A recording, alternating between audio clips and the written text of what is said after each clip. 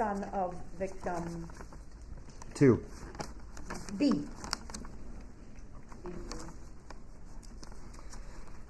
If I could first thank the court, you, Your Honor, and your staff for getting us here today. I don't know how you did. You kept us under 4 weeks, and this is all going to be wrapped up, before the first anniversary, and that means a lot. So I thank you for that. And if I could thank everybody at the prosecution table, our real-life Avengers. I mean, you guys did everything you could for us, and I'm forever grateful. Thank you. And I couldn't not thank Jen Dunn and her staff. I mean, she took all of us, supported us, made us into a family, and without them, I don't think I could have gotten through this trial. And Mr. Brooks, I hope as I read my statement, you continue to roll your eyes. I hope you continue to laugh and just show how bored and unmoved you are by all of this, because I think that's important.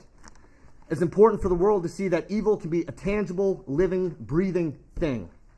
I think it's important for the world to see what human rot looks like. And to all the survivors, every time he puts his hand on that empty cavity where his heart should be, I hope you all smile, and I hope you take solace in the fact that today is our day. Today is for us. Today is so we can take our handful of dirt, throw it on his grave, and move on, because that's what we all need, and that's what we deserve. My name is Chris Owen, and I am the plaintiff. I'm here on behalf of another plaintiff, my mother, Leanna Joy Owen. Lee Owen was a mother, a grandmother, a best friend, an apartment manager, and a dancing granny. The reason none of the witnesses saw her in this courtroom is because she was executed by a child-killing sex offender, and we are both injured parties. My whole family is an injured party. To my kids, Lee Owen was Nanny, and Nanny spoiled her grandkids every chance she got.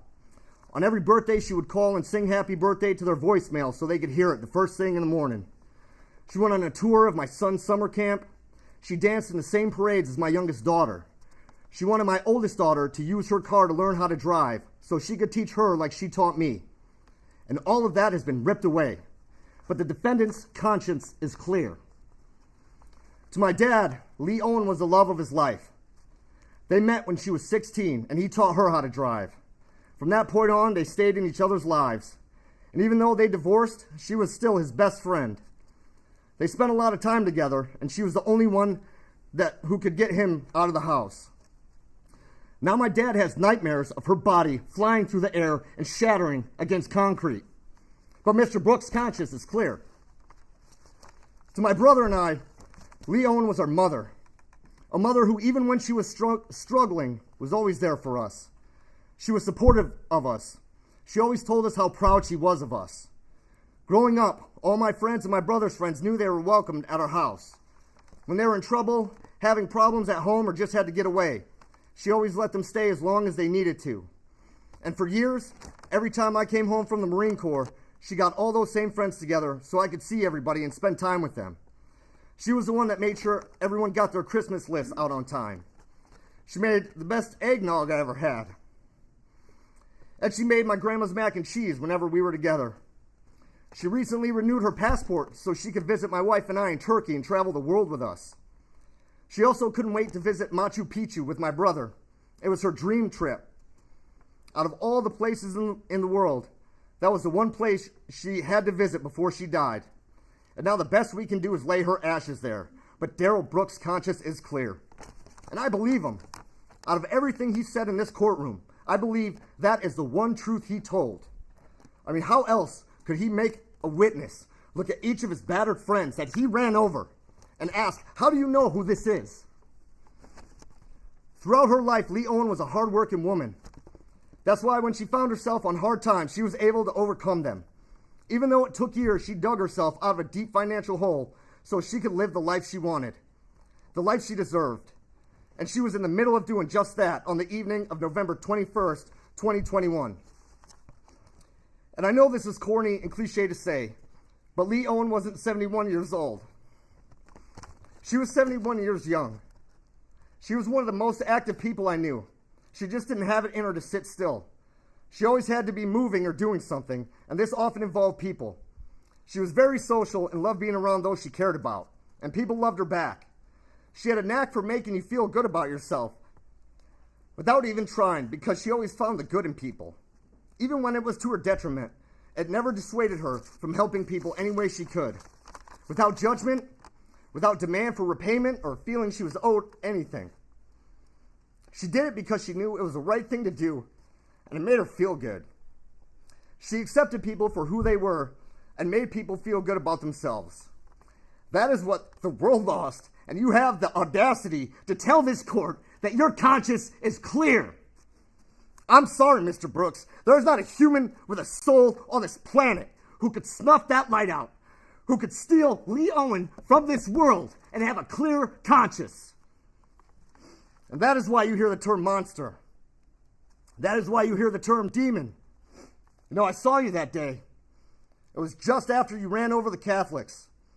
I saw you hanging out of the window, looking back with a smile of satisfaction on your face, laughing at an inside joke that at the time I didn't get, the punchline escaping me. I didn't get it when my mom didn't respond to my texts. I didn't get it when she didn't answer my phone calls. I didn't get it the first couple hours my brother spent looking for her. I didn't get it until my wife sent me a video of you running over children in the parade. That's when I got the punchline. And it hit me like your red SUV, Mr. Brooks. I saw a pure, unrepentant evil in your face that day, and it disgusts me that you are allowed to exist. And I know the answer to the question that everyone keeps asking. I know why you did this. You did this simply because you were not in a cage. That is what I find mind-boggling. And how dare anyone say the system failed him?